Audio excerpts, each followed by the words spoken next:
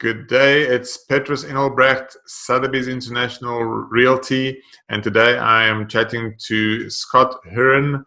He is the CEO and founder of OTBx Air.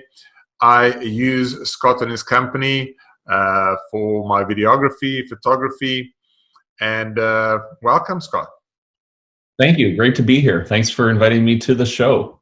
It's only a pleasure. So, you of all people, I mean, you are just as involved, if not more, in the whole property world as myself. And we are finding ourselves in the midst of COVID-19. Most people are in semi-lockdown and isolating themselves. Real estate agents have been designated as essential services. So I'm certainly getting out there a little bit. Tell me, how was 2020 shaping up for you guys, and what is it looking like now at this stage? For sure, yeah. I mean, it's an interesting time we're in, isn't it? It's something pretty unique. So we're just trying to navigate this thing day by day. I think, like a lot of other businesses, we're quite fortunate, I think, in the sense that we've been able to continue to stay open. So, but even that, it's hard to know what's coming down the pipe this week or next. So I think we're just trying to make the most out of every opportunity that we can. We're really trying to help our clients to get the marketing that they need done to really showcase properties in a COVID world. People are not going to step foot into a property, or the sellers aren't interested in having people through the same way they were, a month ago. And so, technologies like our 360 scanning technology, video, these are all things that are super important now to agents, I think, to help get the job done and get properties over the finish line. And so we're here to help, and we're trying to really put measures in place that are keeping our front line, the photographers on our team, safe as they go through. So we've had to implement some different measures and go through some stages of kind of ramping that up. So we're now asking for a 60-minute a vacated property. We want the property to be empty when we arrive, and it should be vacated 60 minutes before, because you're going into these properties and sometimes the family's walking out the door and kids are coughing and sneezing, and then our photographer's going in and kind of being like, well, now I'm in this environment. And so things like that, where everybody's in full glove and mask. We're dealing with booties and sock changes in between shoots, decontaminating equipment. Got the whole team working from home remotely in terms of all the administration and back end. So we've been able to keep going. We are under the the Ontario regulations that have come out. We are kind of going under that classification of a supply chain to an essential service, which is real estate services. And so we really know, if you're going to list a house, it's hard to do it without any kind of virtual work at this point. So I said, when as and when these protocols became more and more strict, which I could clearly see, all of us saw becoming stricter and stricter, and when real estate services was designated as a essential service, I immediately thought, for clients or prospective buyers not to have to go through a property and only becoming involved really with a possible offer when they are very serious, the Matterport 360 scanning capability was gonna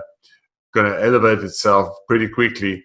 I must say, in my practice, I did use it, but only a few times, because you need to get your property pretty cleaned up.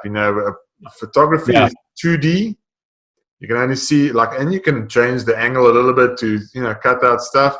With Matterport, your house has to be near perfect, because you can literally see the ceiling. You can go down to the baseboards. You can see that little bit of dust in the corner there.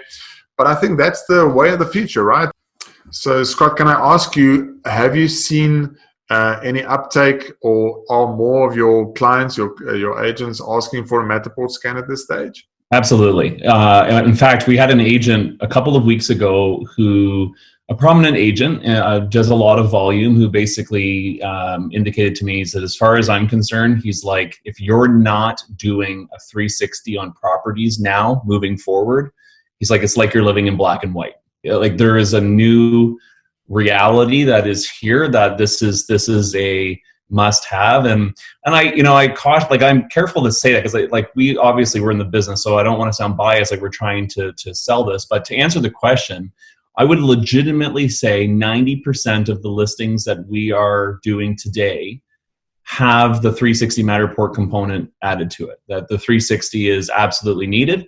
We're also seeing, agents who are reaching out to us who have had properties on the market and are now we're going back. We didn't do 360 before, and they're like, we need to integrate it. So yeah, it means we've had to navigate this. Obviously, we've been a provider for a long time, but we've bought 2 more cameras, so we're outfitting the team with even more. So we've got 4 in the field now, which is great. And so yeah, it is definitely the new normal. I'm glad you got those cameras, because my immediate thought was, it's like, sorry to say, it's like ventilators. I think everybody now, all of a sudden, if your business is photography for agents, you're probably going to want one of those. So I'm glad you got. And it's tricky. It's tricky as a business owner because, last week we were literally in this position before the first essentials list came out, where I'm thinking like, there is no way that we are going to be on this essential list.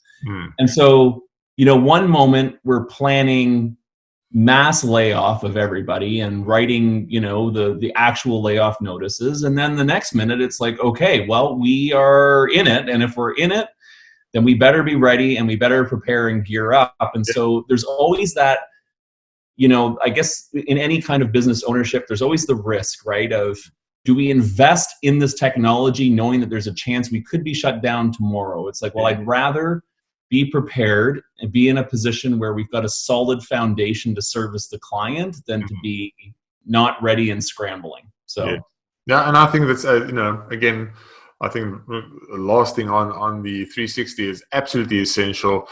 You want people to be able to see the whole house. The only thing you're not getting is the actual feel for the house, and being able to scrutinize the finishes.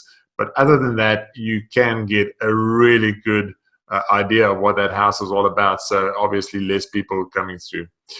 So Scott, tell me, in your under your roof, what's happening there? Have you got family living with you? Yeah. So what is your day? Well, I'm married to my wife Rebecca. She's a teacher, so she's at home. I've got 2 girls here, so they're kind of doing homeschooling and trying to keep things going here. And then I traveled to Florida for March break, so I was in a 14-day quarantine when we came back. So I haven't been outside too much, and just really trying to navigate, what the future of our business is going to look like, ramping up the team, making sure our crew is comfortable and safe going out and doing the work, communicating with clients about, policies and the new procedures and writing all of that. So there's a lot, it is a really strange time. It's a really strange time. I think a very unpredictable time in terms of not knowing what's coming down the pipe, but mindset all in all, I think we were due for a massive economic shift. It's here, and I think in a big way.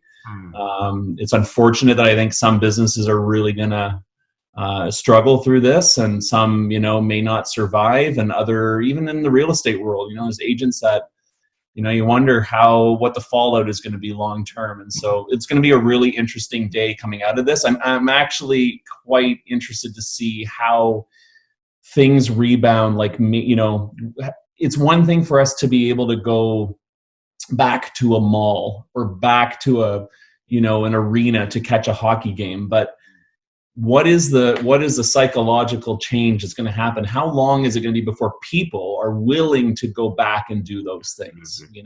And it'll be interesting to see what comes of this. So yeah, obviously everybody thinks about that, and I think that probably, unfortunately, will only start happening once there has been an antidote to this, and you can get yourself properly protected. Sure. There's definitely something akin to post-traumatic stress disorder already in the population of the world, and so what effect will that have? So very interesting times that we find ourselves in. No doubt. I actually have a question for you. Yes. I'd be curious to know your thoughts. So I've been asking a number of of our clients this question about just kind of the current situation in the market. So it's early April. We're right in the middle of this thing. What is your take on people who are thinking about listing? So is this a good time? Are they better to hold off and wait until this is all over? Or would you recommend get the house on the market, let's do it, see what happens? What is your, no, there's no crystal ball, but I'm curious to know what's your thought. Yeah, and emphasis on no. My crystal ball is a little bit foggy at the moment, but there's a spectrum of buyers and sellers. On the one side, you have people that absolutely have to buy and absolutely have to sell. Those are people that sold already post COVID and now have to buy, and the people that bought already that have to sell. So they have to proceed, and it's an unfortunate situation for them. And I think to a large extent that is why we have a situation where realtors are seen as an essential service, because that absolutely has to happen. So those will work themselves out of the system, so to speak. Going forward, I think people that wanted to list, that have vacant properties, those will be the next ones that one will see coming to market, because people are putting people at risk per se by selling your vacant property. What we see, and I'm sure you see as well, is people, sellers don't want anybody in their space, so they don't want to allow showings. So it's not something that is people don't want to do that. That public open houses and agent open houses have been actually banned, and it's illegal to do those. Showings, you can still proceed, but again, people don't want people in their space. So going forward, unfortunately, we're going to see the economic fallout of people losing their jobs. You might have two people in a particular household that might not be income earners anymore. So it's going to unfortunately start happening. So the longer the situation goes on, the more dire it might become. Sell now, sell later. People that were considering that, to answer your question, if you have to sell, I would say go to market as soon as you possibly practically can go, because you don't know where the bottom of this will be. But if you go to market now and unfortunately give a slight discount now, you will still do relatively well. So my advice today, because things change on an hourly basis, is if you have to sell now, if you were considering and you have a vacant property, I would still go to market right now. Other than that, I would say hunker down and wait this out if you don't have to go to market. So that would be my opinion at the moment.